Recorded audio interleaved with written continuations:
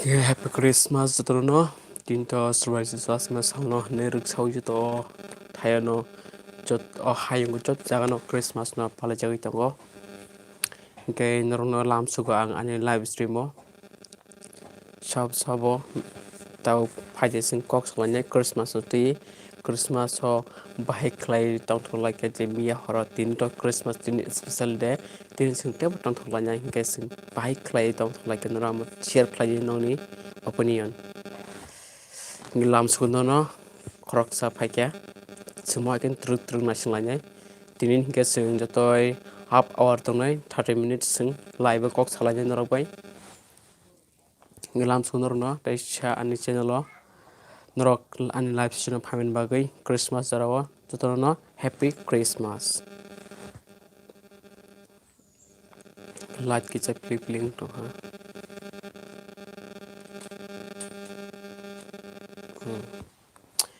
okay je natro like ready Rajani hi hello good morning tay happy Christmas okay non sum ro sing tin no share kladi hello omitria hello happy tree sorry happy Christmas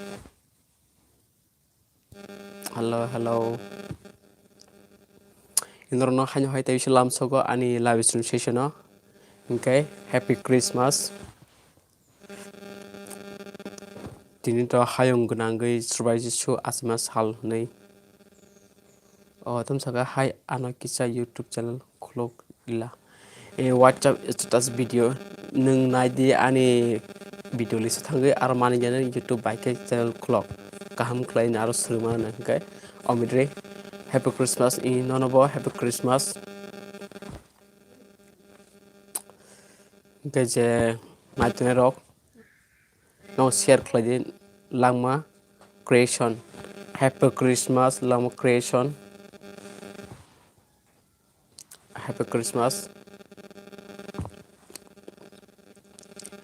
je YouTube related singerok ganrok singmana haipana joto to answer rimang latabo tamni ke sing tini Christmas ti kok salanya kisa saksangni muchuma share khlanya salanya joto pal basa khlai nge je sumung thongnai rok question khlaimano kok salanya ang sing buya norbo answer nai ang mornai am hakino numo share khlanya ta nge tax dorotei to tinang bisi tongla 3 jota 30 minute tongnai ani ang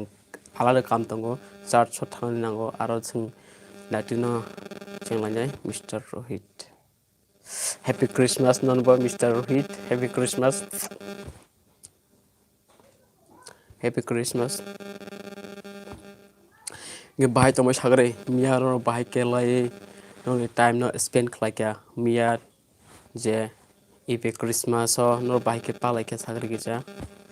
share khlai dong opinion o Christmas halo nung tamuno manano musung eba tamunung nini aigi khlai maron nung tam ya pharka nung tamo ketal mana musung o Christmas jorawo nam kisa share khlai banta ani channel bisnti joto lukroni thanibo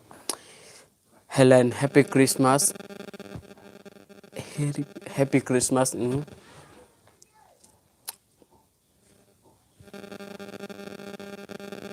saksani muchumaro no share khlaimanta no khlainam musung hangka ang yang tui no comment pornai kichoto je anan of video na thunai viewers search bro to saimana ni opinion o Christmas jorao nung tamu kesana musung o hain borong no je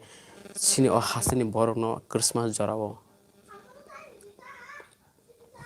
ke je tamu ketal phajar ang lam sungno no ani live stream phaiman bagai happy Christmas kaham kheno Christmas sal thangka omit saka bomia kaham khlaino Christmas o sal thangka samane bukus enjoy khaike miya haise ngi saksan je muchumaro nongni hello suma good morning day happy Christmas noni muchumaro share khlaire inta jotno palo saka ani muchumang share khlaine noni bu khlaine kaise together ngise kaham ngise sing tur khlai khwar manai ke ang kisa dokumen ke कसम माहिं gitu ka okay te final na hain hai taisha lamsugo good morning te happy Christmas jara kaito no maya rok kaitor manthun hini ang kaito ni thani shuruo okay Mr. Rohit saka bok je kaito no maya rok kaito no manthun ni bosuru amo shuruo joto o hai joto kaito no manai je hamya lama thangmani kam phaidona amo shuruo okay Deepros Life thank you for your super chat ini super chat I'm playing strong happy drink sorry happy drink ya happy Christmas day happy drink bora suma tam khai tong ang ko nor bai share fly tongo Omit riang ni saka tam sakbo kotor YouTuber khainane muchungo ang bo nung hai ang to YouTuber jako tam ni kan to subscribe komsiko ungnai sumo salsa tin sina hasen sumo YouTuber hne sinjangnai tam ni hingkai nini samuni ni samungo se depend khlayo nung samung YouTuber simi nang ni musung tongkha yangle nung samu si khlaya YouTube video upload khlaya YouTube video edit khlaya abro khas khlaya kan bai khlaya YouTuber mane ba hingka sing nini imang bai muchuma bai bebang sing thanjak laikai nor kebun narak maya Malan Christmas ni hambai inon ba hambai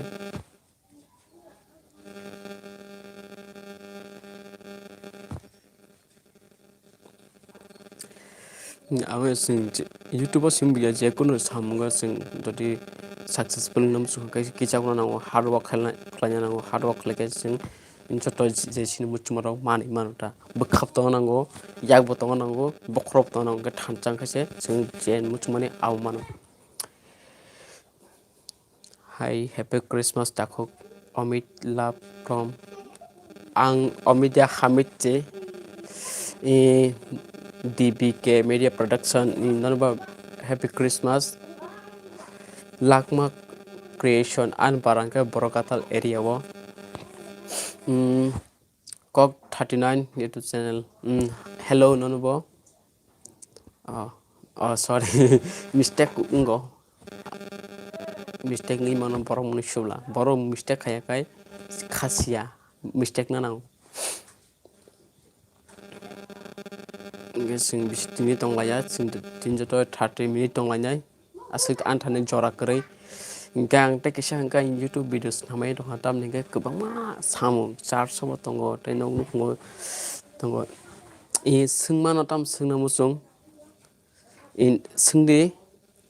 DBK Media Production tam singna musung singui manta maisaya ko kok 31 sanai ang mais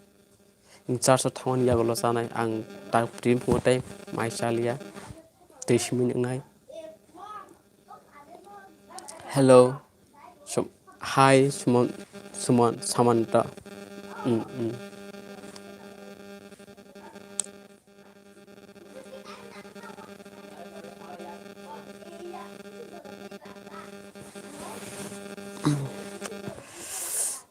okay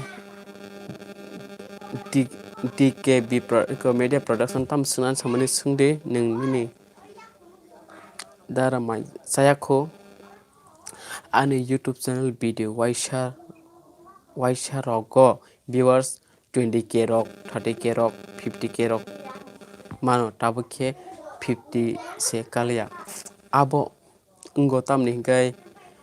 jeni ni video topini onusare se mani content kaham gai viewers kubang paithango tab like ni noro content kaham phano tab bisrobak viewers phacha banglan hingai tam bang hingai je bad content je tabuk sini hasteo je hanya bui upload khlaimani nangni video aba har viewers phayo ini nor video aba tongi mano news time video tongi mano amaga ni nor viewers kubang kom phayo kai je tab nang upload khlaitomone abono bor saja gya abon nani korei abon bagai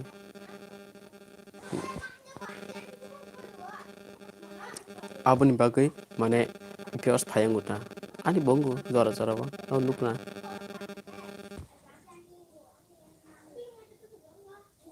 porta mani bebak no views se phali abo ungo माने सारबुंखौ तारमाने daily जों video upload खालामनांगौ आंथ' yang गेजेराव गेजेर दंखान थ' नागारदे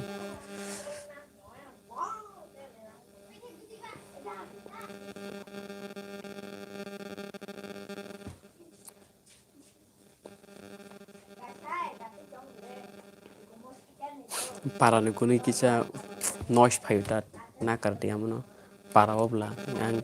ang nogo sikhayo ke ang nog kana ni borok tongo am bagai kisa man korang phayo ta boni am bagai nong thana nakarso tamsaka ang ke wanchu ma haise ang je Tuesday 8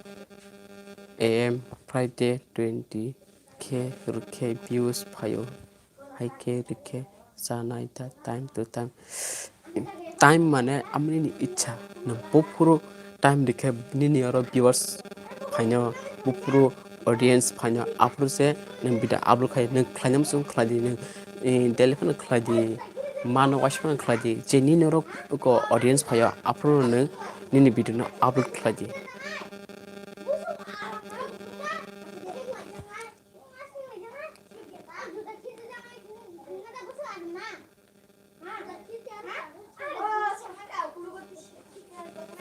Okay, non texture lam sugo. Kita pada no sih tadi, kita pada ni kes hai tu kan. Kita tahu ni kan do ang, aku kita sehari kan sering ni tahu kan. Kita off klay ang, kita pai penai live tahu kan, tahu mai kadi.